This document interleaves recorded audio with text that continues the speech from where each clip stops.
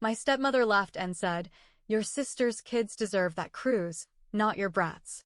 Even though I paid for everything. I smiled, canceled it all and ignored their 23 desperate calls. The next day, they begged me to fix it. I was halfway through cleaning up after dinner when my phone buzzed on the counter. Dad. I stared at the screen, debating. The last time I answered one of his calls, it ended with me canceling an entire cruise and detonating a bomb inside our so-called family. Since then, things had been tense. Which was fine by me. I let the phone ring. A second later, another buzz. Dad, Lisa, we need to talk. Call me back. I sighed, tossing the towel onto the counter. Here we go. I stepped outside onto the balcony, took a deep breath, and hit call. Dad picked up immediately. Lisa, he said, voice tight. Dad.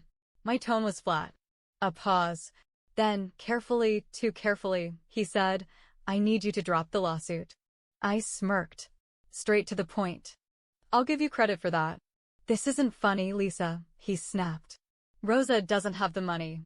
I leaned against the railing, staring out at the city lights. Then she shouldn't have spent it. You're being unreasonable. I let out a short laugh. I'm being unreasonable? That's funny, because I remember a very different conversation a few weeks ago. One where Rosa decided my kids didn't deserve a trip I paid for and replaced them with Emily's. Dad sighed heavily. Lisa, you have to understand. No, I cut in. You have to understand. She made a choice. And now, she gets to deal with the consequences. She can't pay it back. Not my problem. Dad exhaled sharply, like he was trying to stay calm. Lisa, this is family. I laughed. Family? Funny, I don't remember you saying that when Rosa humiliated my kids. When she told me to my face that Emily's children were more deserving because mine were wild and undisciplined. More silence. I clenched my jaw, my fingers digging into the railing. Do you have any idea how much I was counting on that trip, Dad? My voice dropped, sharp with anger. It wasn't just for the kids. It was for me. Because I don't get vacations. I don't get time off. I run my restaurants. I work 14-hour shifts. I clean floors, I wash dishes, I do payroll. I don't have the luxury of pretending money appears out of thin air, like Rosa does. He was silent, but I wasn't done. My kids haven't been on a vacation in years. Years. And the one time I planned something for them, something special, something they were so excited about, your wife decides they aren't worthy of it. I let out a bitter laugh. And you just sat there and let it happen. Dad finally spoke. Lisa, you're overreacting. My grip tightened. No, I'm not. You know what Rosa said to me? That I was embarrassing. That a real business owner doesn't scrub floors or take orders at the register. That I was playing Cinderella in my own restaurants, acting like a servant instead of an owner. Silence. I exhaled sharply, shaking my head. And now, suddenly, you two need my money? Now, I'm not just a maid, I'm your emergency fund. That's not what this is, he muttered. No, I snapped. Then what is it? She can't pay it back, he admitted. Not my problem. Dad exhaled sharply. Lisa, this is family. I let out a slow, cold laugh. Family? Funny, I don't remember you saying that when Rosa decided my kids weren't good enough for the cruise. More silence. Then, when guilt didn't work, he switched tactics. You own part of this business, he said firmly. You benefit from it. That money will come out of the family's finances anyway. So why go through the courts? Just cover it, and we can put this behind us. I blinked. He actually said it.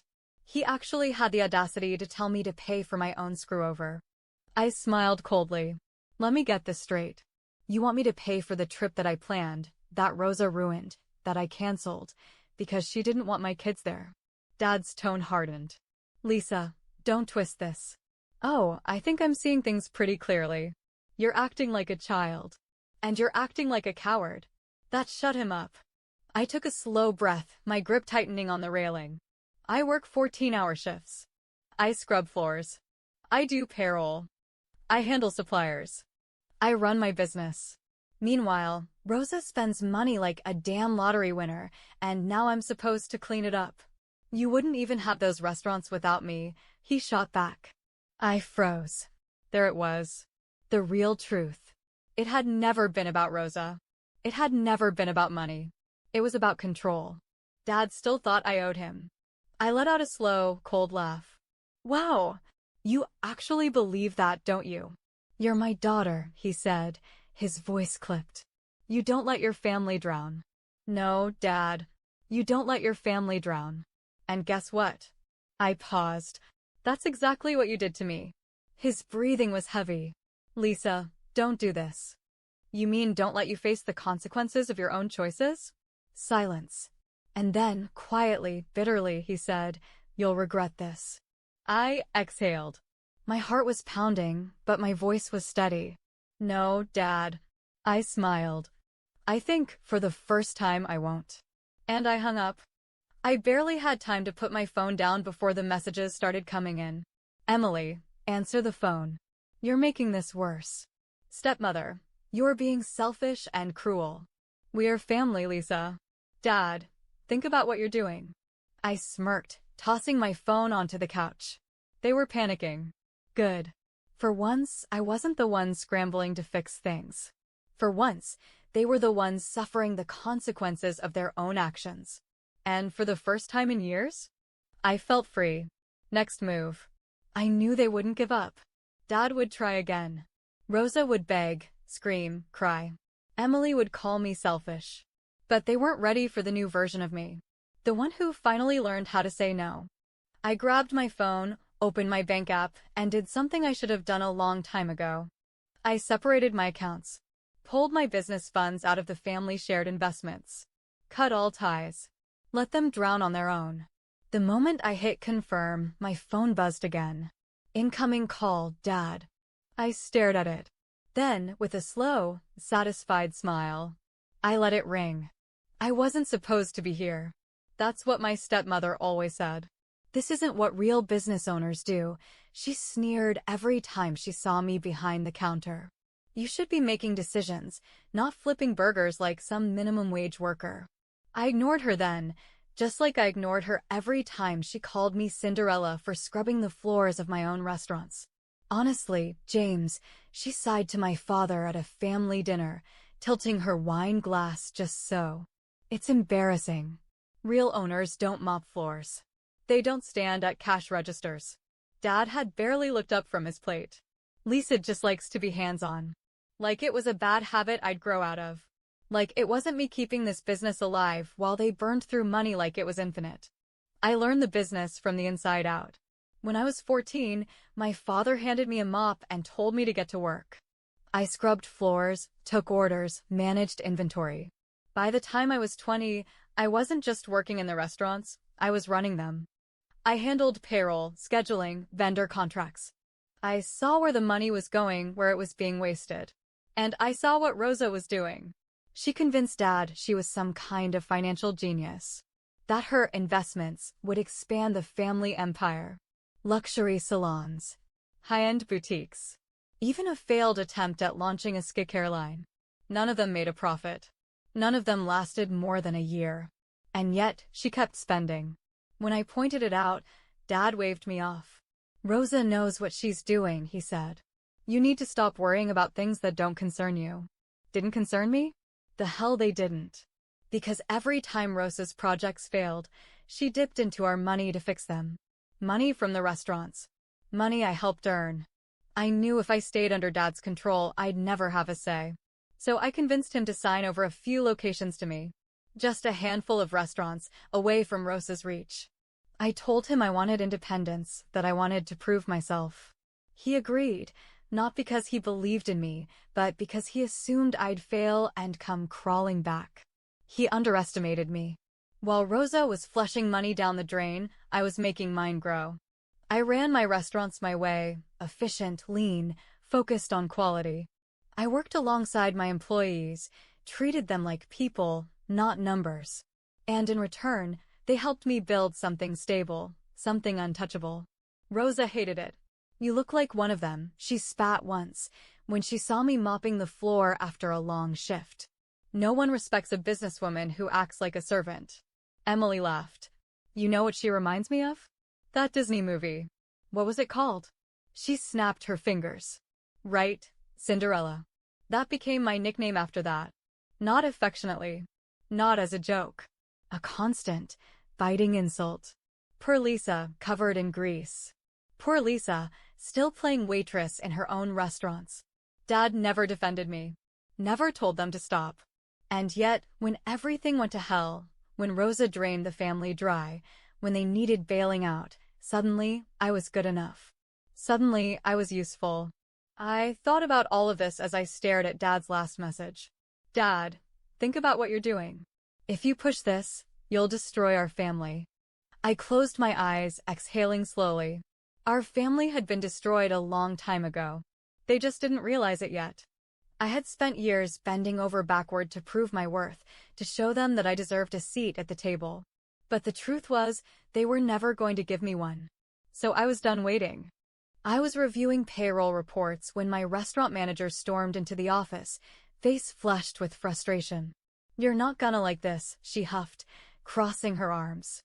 "Some guy in a suit just walked in, says he's here for a corporate audit." I frowned, setting my laptop aside. "Corporate?" That's what he said. "Claims he's here to check compliance with franchise standards." I leaned back in my chair, exhaling slowly. So, that's their move. The restaurants were mine, but they still operated under my father's brand. When I convinced him to sign them over, I thought I was securing my independence. What I hadn't fully accounted for was that the name still belonged to him. And now, he was using it as a weapon. "Where is he?" I asked, standing up. "Lobby." Giving the staff a hard time. I adjusted my blazer and walked out, already bracing for the next fight. A man in a neatly pressed suit stood near the registers, flipping through a clipboard with exaggerated importance. He barely glanced up as I approached. "Can I help you?" I asked coolly. He spared me a look. "Are you the owner?" "I am." "Good. I'm here on behalf of the corporate office," he said, as if that meant anything to me. "Routine audit. We need access to your financial records, supply chain data, and employee performance reports." I smiled tightly. "You mean my confidential financial records? The ones corporate has no legal right to see." He hesitated. "As a franchisee, you're required to comply with brand standards. We're simply verifying." "You're verifying nothing," I interrupted. "Because this isn't a financial audit. This is a stunt." He straightened his posture, clearly not expecting resistance. "If your operations are compliant, you shouldn't have an issue cooperating." I took a step forward, lowering my voice. "Let's cut the act. You were sent here by my father, and we both know it. So let me save you some time. My paperwork is in order, my suppliers are vetted, and every health and safety regulation is met. There is nothing for you to find." His lips pressed into a thin line. "Refusing an audit can have consequences." I let out a short laugh. "Threatening a business owner without legal grounds can have consequences too. Would you like my lawyer's number?" Silence. Then, after an awkward pause, he muttered, "I'll be reporting this to corporate." "You do that."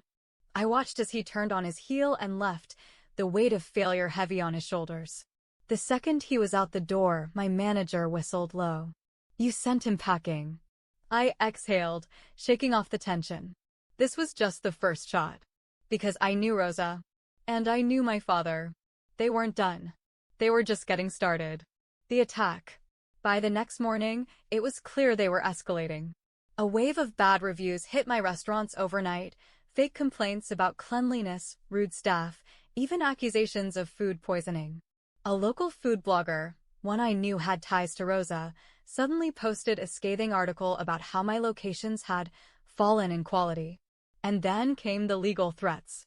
An official letter from corporate arrived, outlining a potential breach of franchise agreement due to failure to cooperate with a compliance audit. I read the letter twice, then laughed. "Oh, they're really trying," I muttered, tossing it onto my desk. They wanted to scare me into backing down. They wanted me to beg. Instead, I picked up my phone and called my lawyer. "It's time," I said simply. "Time for what?" "To remind them that I don't need their name to win." Rosa always believed she was untouchable. That she could spend whatever she wanted, manipulate whoever she wanted, and no one would ever stop her. She thought my father would always defend her, that I would always give in. But this time, she had made a mistake. And it became clear the moment she received a court summons, a lawsuit demanding the return of the $12,000 she stole from me. The reaction was immediate. First, the frantic calls. Then, the raging texts. Are you seriously taking this to court? Over nothing? This is embarrassing, Lisa. You're humiliating the family. Fix this now. I ignored every single one. Then came Emily, always trying to play mediator. Mom is losing her mind. Dad's furious. Are you really doing this? Lisa, come on. It's $12K. You're blowing this out of proportion. That one made me laugh. $12,000. Pocket change, according to them. But if it was so insignificant, why couldn't Rosa pay it back? Because there was nothing left. She had spent everything. And soon, the entire world was going to find out just how bad things really were. The courtroom showdown wasn't dramatic. It wasn't even long. Rosa arrived with my father by her side, looking as put together as ever, perfect hair, expensive jewelry, designer handbag. A woman who wanted to look rich, even when she was drowning. Her lawyer tried to argue that the money wasn't stolen, that it had been reallocated for a family matter. My lawyer responded with one simple question. If it was for a family matter, then why was Lisa never informed? Silence. The judge ruled in my favor. Rosa had 30 days to pay me back or face additional legal consequences. Simple. Clean. Devastating. Because now? People were talking. The restaurant staff whispered. Investors asked questions. The illusion of wealth Rosa had spent years maintaining was cracking open for everyone to see. And then came the final blow. 2 days after the hearing, my phone rang. Dad. I almost didn't answer, but something told me I should. The moment I picked up, I heard it, panic. Lisa. His voice was strained. We need to talk. I said nothing. He exhaled shakily. It's about the money. I smirked. Let me guess. Rosa doesn't have it. Silence. A long, heavy silence. And then, barely above a whisper, the money is gone. I straightened. Excuse me? Dad's voice was hollow. Everything. It's all gone. A slow, satisfied smile spread across my face. Because finally, he understood. Tell me, Dad, I said. When did you realize she ruined you? He didn't respond. So I twisted the knife deeper. Was it when you checked the accounts and saw the overdraft fees? I asked. Was it when the creditors started calling? Or was it when you realized that the $12,000 you called nothing was actually all you had left? His breathing was unsteady. Lisa, please no, I cut him off. Don't, Lisa, please me. You chose her. You let her control everything. You let her ruin everything. He inhaled sharply. I don't know how to fix this. That's not my problem, I said coldly. A long silence stretched between us. And then, finally, his voice cracked. She's leaving. I blinked. What? She's leaving me, he admitted, sounding like he could barely believe it himself. Now that the money is gone, she's packing her things. I closed my eyes and let that sink in. The woman he had defended. The woman he had chosen over me time and time again. The woman who had used him up, drained him dry, and now, finally, when there was nothing left to take, she was walking away. I let out a quiet laugh. Well, I guess now you know how it feels. He flinched. I could hear it through the phone. Lisa, he whispered. What do I do? I tilted my head, thinking. And then, slowly, deliberately, I said, you deal with the consequences of your choices. And I hung up. I used to think that no matter how much my family used me, no matter how many times they took advantage of my generosity, I would always be tethered to them. That blood meant something. That loyalty mattered. But standing in my office, staring at the dozens of missed calls from my father, I felt nothing. No guilt. No obligation. Just the cold, sharp clarity of someone who had finally stopped trying to save people who didn't deserve saving. Rosa was gone. She had packed her designer bags, booked a first-class ticket, and disappeared the moment the money ran out. No apologies. No explanations. Just gone. And my father? He was finally alone. The empire he thought was invincible was crumbling. Suppliers were pulling contracts. Investors were backing out. Franchise locations were underperforming because, as it turned out, Rosa wasn't just wasting money, she was stealing it. And now, the debts were piling up. It was poetic, really. The man who told me I owed him everything was now the one begging me for help. I let him sweat for a few days. Let the silence stretch. Let the panic settle deep in his bones. Then, finally, when I was ready, I agreed to meet. He looked older. When I walked into the quiet, nearly empty restaurant where we had agreed to meet, I almost didn't recognize him. His once perfectly tailored suit was wrinkled, his hair unkempt. The weight of years of denial and bad decisions was finally crushing him. He didn't greet me right away. He just looked at me, as if seeing me for the first time. "You actually came," he said finally.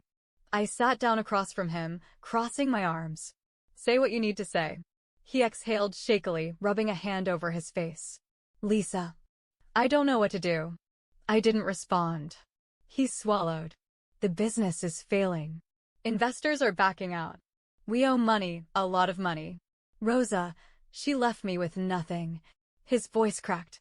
I need your help." I tilted my head. "You need my help?" He nodded, desperation flickering in his eyes. "Lisa, I made mistakes. I trusted the wrong person. I should have seen it sooner. But I can fix this. I just need you to come back. You still have the restaurants. You know how to run things. If we work together, we can save what's left." I let his words hang in the air, let him feel the weight of what he was asking. Then I smiled. And I laughed. It wasn't bitter. It wasn't angry. It was pure amusement. Because for the first time in my life, I held all the power. And he knew it.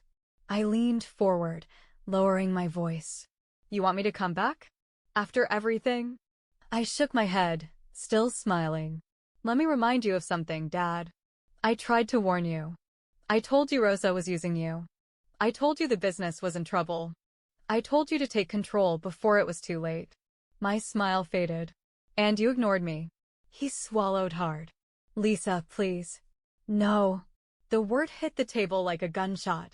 His breath caught. I sat back, folding my arms. "You stood by while Rosa treated me like I was nothing. You let her steal from me. You let her replace my children because she didn't think they were good enough. And now, you expect me to save you." I shook my head. "That's not happening." His shoulders sagged. "Lisa, I don't have anyone else." I stared at him for a long moment. Then, finally, I gave him the truth. "You never had me." The realization hit him hard. I saw it in his eyes. The moment he understood that he had lost, not just the business, not just the money, but me. Forever. I stood, smoothing down my blazer. "I'm starting something new. A brand that doesn't have your name on it. That doesn't come with your baggage." I smiled coldly. "And I'm going to make it bigger than anything you ever built." He looked up at me, helpless. "So that's it?" "That's it." I turned to leave, but just before I walked away, I paused. And without looking back, I said, "You deal with the consequences of your choices." Then I walked out. And this time, I never looked back. Update. Months later, I stood in front of my newest restaurant, watching the final touches go up. A new name. A new brand. Mine. I had done it. I had built something for myself. Something that no one could take from me. And as I stepped through the doors, the past finally fading behind me, I realized something. I wasn't just free. I had one. Update. Do I regret it? Not for a second. A lot of you asked if I regret taking things this far, if I feel guilty, if cutting my father off was too much. The short answer? No. The long answer? I always knew Rosa was stealing. What I didn't know was just how deep the damage went, that she had drained everything, that my father was hanging by a thread. I thought I was fighting over a vacation. Turns out, that cruise flipped our lives 360 degrees, and honestly, I'm glad it did. That being said, not everything is perfect. My kids miss their grandfather. And despite everything, I do feel bad for him.